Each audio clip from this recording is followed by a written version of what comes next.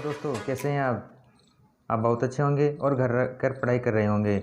पिछले वीडियो में आपने देखा था मेंडल के नियम। आपने बहुत ही उनको अच्छी तरह से पढ़ा होगा और लाइक भी किया होगा। आज के चैप्टर में हम देखेंगे 4th नंबर में प्रतिरक्षा एवं हृत समूह है। ये भी एग्ज़ाम में 4 अंक का आता है और यहाँ से 2 प्रश्न आते हैं, बहुत ही छोटे छोटे आते हैं, तो आप इन्हें आसानी से याद करके और अपना बढ़िया स्कोर कर सकते हैं। दोस्तों, आप हमारे चैनल पे पहली बार आए हैं तो आप हमारे चैनल को लाइक करना न भूलें, शेयर करें, सब्सक्राइब करें। और दोस्तों, हमने हमारी एक वेबसाइट भी बनाई है www.studylearner.in पे।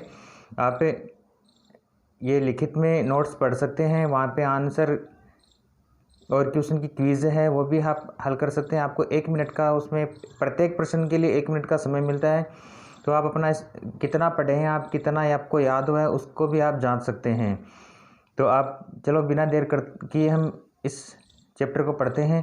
प्रतिरक्षा एवं रक्त समूह है। तो प्रतिरक्षा क्या होती है इसके बारे में अभी हम यहाँ पर देखने वाले हैं। देखिए, शरीर में रोगाणुओं के उन्मूलन हेतु एक विशेष प्रकार का तंत्र पाया जाता है। इस तंत्र को प्रतिरक्षा तंत्र कहते हैं। किसके खिलाफ? रोगाणुओं के खिलाफ, यानी उन्मूलन का मतलब उन्हें हटाने के लिए एक विशेष प्रकार का तंत्र होता है। इस तंत्र को प्रतिरक्षा तंत्र कहते हैं। इस प्रतिरक्षा तंत्र को प्रतिरोधक क्षमता भी कहते हैं और यह 2 प्रकार की होती है,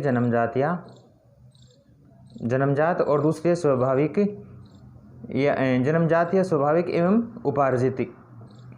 तो यहाँ पे आपने जाना कि प्रतिरक्षा है वो 2 प्रकार की हो गई। एक तो होती है जो जन्मजात होती है, जो हमें जन्म से प्राप्त होती है, और दूसरे वाली हो गई जो जन्म लेने के बाद में हमें बाहर से प्राप्त करते हैं। इनके बारे में अभी हम यहाँ पे आगे जानेंगे। तो देखिए, स्वाभाविक प्रतिरक्षा प्रणाली के बारे में हम यहाँ पे जानने वाले हैं। तो देखिए, आप कैसे जानेंगे हम कि स्वाभाविक प्रतिरक्षा की इसे जन्मजात प्रतिरक्षा भी कहते हैं, इसे सामान्य प्रतिरक्षा भी कहा जाता है। क्यों कहा जाता है इसके बारे में हम यहाँ पे जानेंगे। यह किसी विशेष रोगाणु के प्रति प्रतिक्रिया नहीं करती है, बल्कि सभी प्रतिजनों के विरुद्ध समान रूप से कार्य करती है, इसलिए इसे सामान्य प्रतिरक्षा भी कहते हैं। स्वाभाविक प्रतिरक्षा के लिए निम्न कारक जिम्मेदार होते हैं। यहाँ पे देख सकते हैं हम, एक तो भौतिक अवरोधक, रासायनिक अवरोधक, कोशिका अवरोधक, ज्वर एवं सूजन, ये इस प्रतिरक्षा के कारक हैं। इन्हीं के कारण ये हमारे शरीर में प्रतिरक्षा होती है। अब आगे बात करते हैं हम अगले प्रकार की प्रतिरक्षा प्रणाली, जिसका नाम है उपार्जित प्रतिरक्षा प्रणाली। जैसा नाम से ही पता चल रहा है, उपार्जित यानी जिसको बाद में ग्रहण किया जाता है, वो उपार्जित प्रतिरक्षा प्रणाली होती है। देखिए इसमें कि उपार्जित प्रतिरक्षा विधि अनुकूल अथवा विशिष्ट प्रतिरक्षा भी कहलाती है। इस प्रकार की प्रतिरक्षा में एक पोषक किसी विशेष सूक्ष्म जीवी अथवा बाह्य पदार्थ के प्रति अत्यंत विशिष्ट प्रघात प्रकट करता है। इस प्रतिरक्षा में प्रतिरक्षियों का निर्माण होता है, यानी यहाँ पे एंटीबॉडीज़ का निर्माण होता है। और यह प्रतिरक्षा 2 प्रकार की होती है, सक्रिय एवं निष्क्रिय। ये 2 प्रकार की होती है। तो देखिए, आगे हम इन्हीं के बारे में पढ़ेंगे कि सक्रिय प्रतिरक्षा एवं निष्क्रिय प्रतिरक्षा कौन सी होती है। यहाँ पे देखिए, सक्रिय एवं निष्क्रिय प्रतिरक्षा के बारे में हम यहाँ पे पढ़ेंगे कि सक्रिय प्रतिरक्षा यानी एक्टिव इम्यूनिटी ऐसी प्रतिरक्षा प्रणाली जिसमें मानव शरीर प्रतिजन के विरुद्ध स्वयं ही प्रतिरक्षियों का निर्माण करता है, वो क्या कहलाती है? सक्रिय प्रतिरक्षा कहलाती है।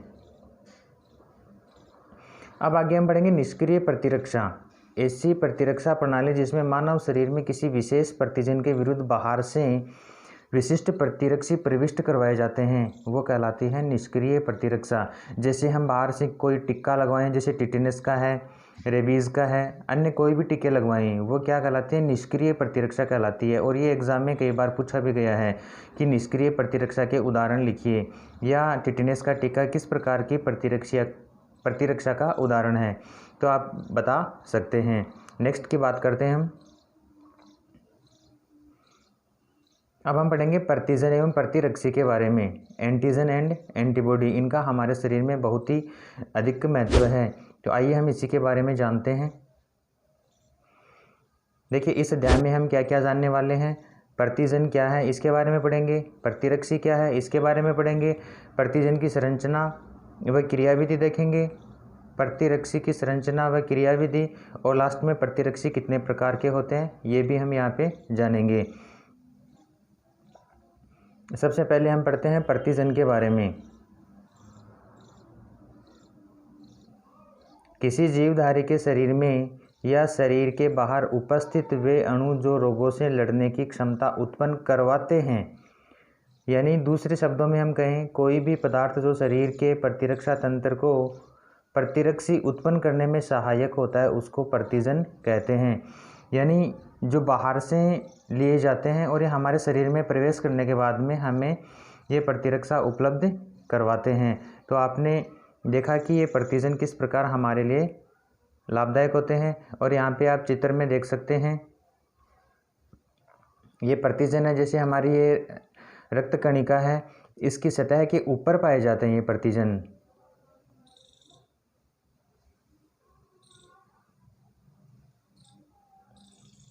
अब हम पढ़ेंगे यहाँ पे प्रतिजन की संरचना के बारे में। देखिए, शरीर में प्रविष्ट होने के पश्चात प्रतिजन का सामना सर्वप्रथम स्वाभाविक प्रतिरक्षी से होता है जो हमारे शरीर में पहले से ही होती है। तत्पश्चात प्रतिजन विशिष्ट प्रतिरक्षी से क्रिया करता है। प्रतिजन विशेष प्रतिरक्षी से सहयोजित होकर यानी जुड़कर प्रतिजन प्रतिरक्षी क्रिया करता है। सामान्यतः प्रोटीन के अलावा अन्य रासायनिक पदार्थ भी प्रतिरक्षी के साथ क्रिया कर सकते हैं, परंतु ये प्रतिरक्षी निर्माण में अधिक सक्रिय नहीं होते हैं। प्रतिजन का संपूर्ण भाग प्रतिरक्षी से क्रिया नहीं करता है, इसका कुछ भाग ही प्रतिजन से जुड़ता है। इस भाग को एपिटोप कहा जाता है। ये नाम भी आप याद रखें। और यहाँ पे आप देख सकते हैं ये प्रतिजन की संरचना होती है, वे भाग हैं यहाँ पे देख सकते हैं जहाँ से ये प्रतिरक्षी से जुड़ता है, ये एपिटोप कहलाते हैं। अब हम पढ़ेंगे प्रतिरक्षी के बारे में यानी एंटीबॉडी। प्रतिरक्षी को शॉर्ट में संक्षिप्त में आईजीबी कहते हैं के नाम से जाने जाते हैं।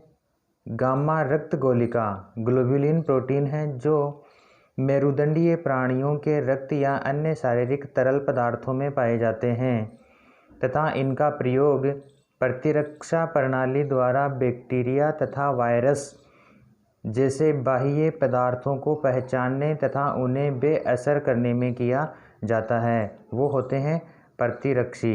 यहाँ पे आप देख सकते हैं प्रतिरक्षी का चित्र, ये चिन्ह में ये वाई आकार के संरचना के होते हैं। अब हम पढ़ेंगे यहाँ पे प्रतिरक्षी की संरचना के बारे में। प्रतिरक्षी की संरचना देखिए आप किस प्रकार से होती है। देखो, सबसे सरल प्रतिरक्षी की संरचना वाई के आकार की होती है जिसमें 4 पॉलीपेप्टाइड श्रृंखलाएं शामिल होती हैं, जिसमें 2 तो होती हैं भारी श्रृंखलाएं जो हाइड्रोजन बंध और 2 हल्की श्रृंखलाएं एल कहलाती हैं। हेवी श्रृंखलाएं हाइड्रोजन एच टाइप में और दूसरी लो हल्की श्रृंखलाएं, ये परस्पर एक दूसरे से डाई सल्फाइड बंध द्वारा जुड़े हुए होती हैं। हल्की श्रृंखला में लगभग 220 अमीनो अम्ल होते हैं तथा भारी श्रृंखला में 440 अमीनो अम्ल होते हैं। हल्की श्रृंखला और भारी श्रृंखला को फिर से अस्थिर वेरिएबल रीजन और स्थिर क्षेत्रों कांस्टेंट रीजन में बांटा जाता है। दोनों श्रृंखलाओं में NH2 सिरे की ओर अस्थिर क्षेत्र तथा COOH सिरे की ओर स्थिर क्षेत्र होता है। आप यहाँ पे चित्र में देख सकते हैं कि ये ऊपर वाले भाग है अस्थिर भाग है। आप चित्र में देख सकते हैं प्रतिरक्षी की संरचना को, ये वाई आकार की होती है। ऊपर वाला भाग है जो बैंगनी कलर का है अस्थिर भाग है। यहाँ पे देख सकते हैं ये डाइसल्फाइड बंध यहाँ पे देख सकते हैं, और ये हल्की श्रृंखलाएं हैं। ये नीचे वाली है भारी श्रृंखला और ये स्थिर भाग है दोनों। आप देख सकते हैं जो आपको यहाँ पे इंगित किया गया स्थिर भाग, ये भारी श्रृंखला, ये डाइसल्फाइड बंध है, ये हल्की श्रृंखला है। आइए अब हम बात करते हैं प्रतिरक्षियों के प्रकार की। जैसा कि आप चित्र में देख रहे हैं, प्रतिरक्षी है वो 5 प्रकार के होते हैं। IgG, IgE, IgD, IgA, IgM, ये 5 प्रकार के होते हैं। IgG, IgE और IgD,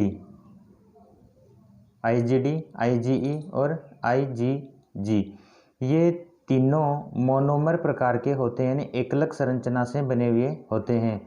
IgA है वो डाइमर होता है, और IgM ये पेंटामर होता है। आप चित्र में देख सकते हैं ये पेंटामर है, यानी 5 श्रृंखलाएं होती हैं इसमें 2 होती हैं, इनमें एक एक होती है। तो ये प्रतिरक्षियों के प्रकार हैं। अब हम यहाँ पे प्रतिरक्षी के कार्य, किस प्रकार की संरचना इनमें ये पाई जाती है, इनका अध्ययन करेंगे। पहले है IgG, ये पॉलीपेप्टाइड श्रृंखला है वो, इसमें गामा होती है, एकलकी होती है, मोनोमेरिक होती हैं। देखिए प्रमुख सहवनी प्रतिरक्षी जो रक्त एवं अन्य द्रवों में उपस्थित होती है, और इसका जो प्रमुख कार्य है जो एग्जाम में पूछा जाता है वह यह है आंवल यानी प्लेसेंटा को पार कर भ्रूण तक पहुंचता है, IgG।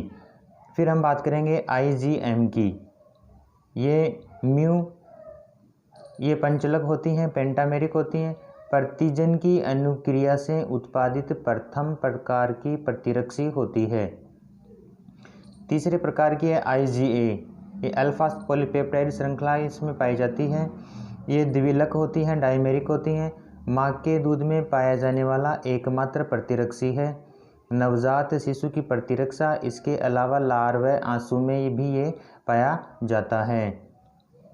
अगली प्रतिरक्षी है IgE, एप्सिलॉन पॉलीपेप्टाइड श्रृंखला यहाँ पे उपस्थित होती है, ये भी मोनोमेरिक होता है और प्राथमिक रूप से बेसोफिल तथा मास्ट कोशिकाओं पर क्रिया करता है, और ये एलर्जी में हिस्सा लेती है। और अंतिम प्रकार की जो प्रतिरक्षी है वो IgD है, इसमें डेल्टा पॉलीपेप्टाइड श्रृंखला उपस्थित होती है, एकलक्की यानी मोनोमेरिक होती हैं। ये एंटी माइक्रोबियल कारकों के उत्पादन के लिए बेसोफिल तथा मास्ट कोशिकाओं को सक्रिय करती हैं।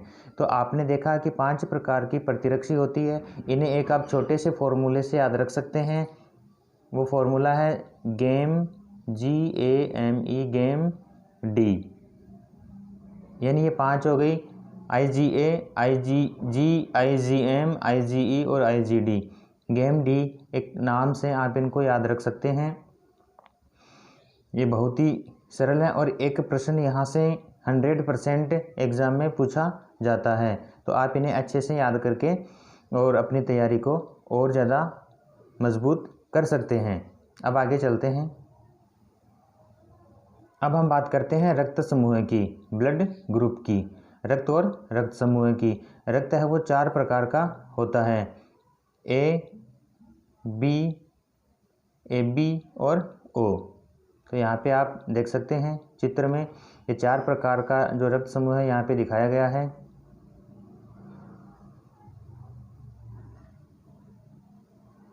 रक्त क्या होता है? रक्त एक संयोजी ऊतक है, तरल संयोजी ऊतक होता है जो गाढ़ा, चिपचिपा एवं लाल रंग का द्रव होता है। यह क्षारीय प्रकृति का होता है और इसकी pH है वो 7.4 होती है। आप यहाँ इसको याद रख सकते हैं कि ये किस प्रकार का ऊतक है, तरल संयोजी ऊतक है, इसकी pH कितनी होती है 7.4। 2 प्रश्न यहाँ से आप याद कर सकते हैं। यहाँ पे देखिए रक्त का संगठन आपको चित्र में दिया गया है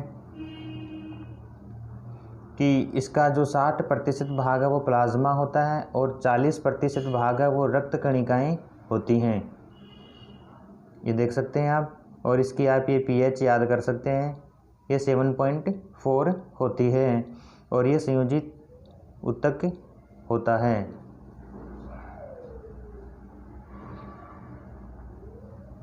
अब यहाँ पे नेक्स्ट चित्र में आप देखें, ये आपको एक जो चित्र दिखाया गया है यहाँ पर, कि ये जो आपको येलो कलर का जो दिख रहा है ये होता है प्लाज्मा। देख सकते हैं आप, रक्त का 55 से लेकर 60% तक भाग होता है।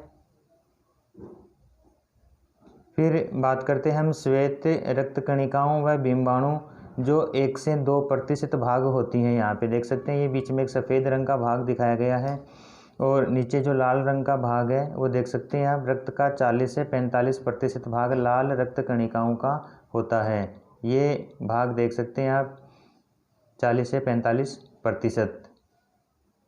लाल रक्त कणिकाएँ, श्वेत रक्त कणिकाएँ और बिंबाणु 3 प्रकार के होते हैं। देखिए आप चित्र में भी देख सकते हैं, ये आरबीसी है, ये डब्ल्यूबीसी है और ये बिंबाणु हैं यानी प्लेटलेट्स हैं।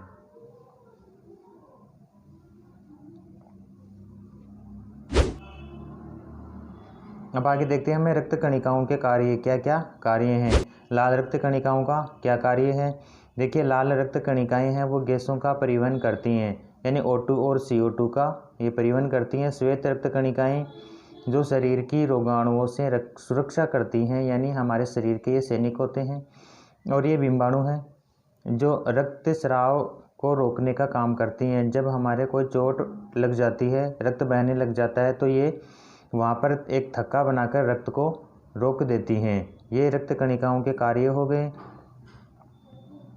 यहाँ पे इस टेबल में देख सकते हैं कि जो रक्त है वो मुख्य रूप से 4 प्रकार का है और हम प्रतिजन की उपस्थिति और अनुपस्थिति के आधार पर देखें तो 8 प्रकार का होता है।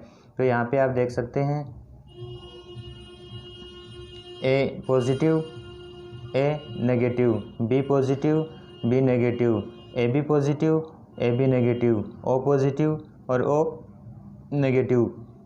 यहाँ पर जो लाल रक्त कणिकाएं हैं उन पर उपस्थित प्रतिजन ए धनात्मक पर ए, बी धनात्मक पर बी, बी ऋणात्मक पर बी, ए बी धनात्मक, ए बी ऋणात्मक पर ए व बी, ओ धनात्मक ओ ऋणात्मक पर ए व बी दोनों ही प्रतिजन उपस्थित नहीं होते हैं। यहाँ पर हम इनका जीन प्रारूप भी देख सकते हैं और इन पर जो प्रतिजन हैं वो भी हम यहाँ पे देख सकते हैं और यहाँ पे प्रतिरक्षी भी हम यहाँ पे देख सकते हैं कि कौन कौन से प्रतिरक्षी होते हैं। तो ए धनात्मक और ए ऋणात्मक दोनों पर ही प्रतिरक्षी बी उपस्थित होता है। बी धनात्मक बी ऋणात्मक पर प्रतिरक्षी ए होता है। ए बी धनात्मक और ए बी ऋणात्मक पर दोनों पर ही जो प्रतिरक्षी है वो अनुपस्थित होता है। ओ धनात्मक और ऋणात्मक पर दोनों ही प्रतिरक्षी ए व बी उपस्थित होते हैं। रक्त समूह में पाए जाने वाले प्रतिजन व प्रतिरक्षी यहाँ पे एक इस टेबल के द्वारा भी आप देख सकते हैं। रक्त समूह ए में प्रतिजन ए होता है, रक्त समूह बी में प्रतिजन बी होता है, रक्त समूह ए बी में प्रतिजन है वो ए बी होता है और ओ समूह में प्रतिजन है कोई नहीं होता है। यहाँ पे आप देख सकते हैं कोई यहाँ पे प्रतिजन नहीं होता है। अब इसमें हम देखते हैं जो प्रतिरक्षी कौन कौन सा होता है। तो ए में प्रतिरक्षी होता है बी, बी में प्रतिरक्षी ए उपस्थित होता है, ए बी में कोई प्रतिरक्षी नहीं होता है और ओ में दोनों प्रकार के प्रतिरक्षी ए और बी दोनों पाए जाते हैं। अब पढ़ेंगे रक्त समूह का वर्गीकरण। A B, A B, O. यहाँ पे ए 2 प्रकार का होता है, A positive, A negative, B positive, B negative, A B positive, A B negative. आओ जाने कि किस रुधिर वर्ग का व्यक्ति कौन से रुधिर वर्ग के व्यक्ति को रुधिर दान कर सकता है। अब आगे इस एनिमेशन के द्वारा हम देख सकते हैं ए पॉजिटिव वाला व्यक्ति ए बी पॉजिटिव और ए पॉजिटिव को रक्तदान कर सकता है। ए नेगेटिव वाला A B positive, A B negative को ए पॉजिटिव और ए नेगेटिव को रक्तदान कर सकता है।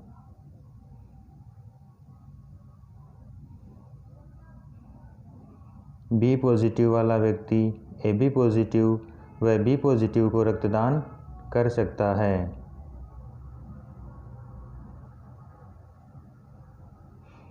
बी नेगेटिव वाला A B negative B positive B negative को रक्तदान कर सकता है।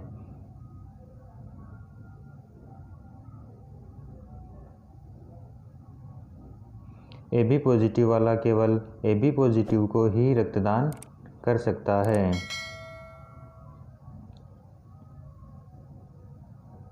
ए बी नेगेटिव वाला ए बी पॉजिटिव और ए बी नेगेटिव को रक्तदान कर सकता है।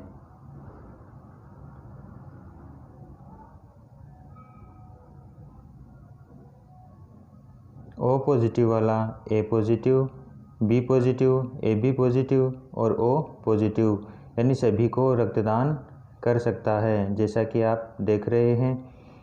अब आगे बात करते हैं ओ नेगेटिव की।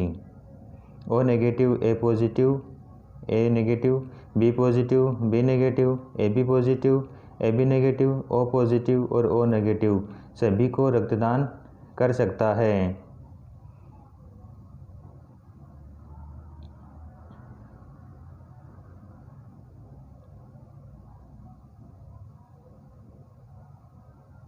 यहाँ हमने जाना कि ओ है वो सभी को रक्तदान कर सकता है, इसलिए ये सार्वत्रिक दाता है, जबकि ए बी है वो सभी से रक्त ले सकता है, इसलिए ये सार्वत्रिक ग्राही कहलाता है। ओ को यूनिवर्सल डोनर और ए बी को यूनिवर्सल रिसेप्टर कहते हैं। दोस्तों आज का वीडियो आपको कैसा लगा आप ज़रूर कमेंट करें, और हमारी वेबसाइट पर आप इनके प्रश्न उत्तर भी हल करेंगे। एक क्विज़ मिलेगी आपको वहाँ पे, जिससे आपका अभ्यास है वो और भी ज़्यादा हो जाएगा। आपने कितना पढ़ा, आपको कितना याद रहा। और जब तक अगला वीडियो आता है तब तक के लिए थैंक यू, बाय बाय।